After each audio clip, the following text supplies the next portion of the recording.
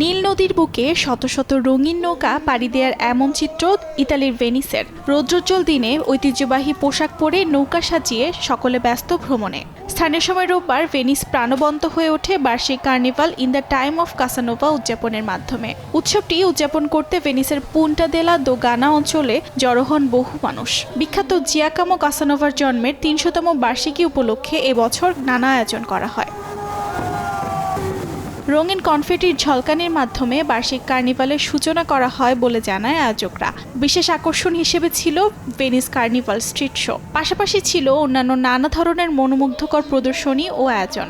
এছাড়াও circus theatre, clown show, সাংস্কৃতিক অনুষ্ঠান, প্যারেড, বিখ্যাত শিল্পীদের পারফরমেন্স থাকছে ঐতিহ্যবাহী এই উৎসবে। ভেনিসের পাশাপাশি ইতালির তুস্কানি অঞ্চলের ভায়ারেজিও শহরেও ঐতিহ্যবাহী বার্ষিক কার্নিভাল উদযাপন করা হয়। ইন দ্য টাইম অফ কাসানোভা চলবে ৫ মার্চ পর্যন্ত। অর্জিতা সোহেজিন, সময় সংবাদ।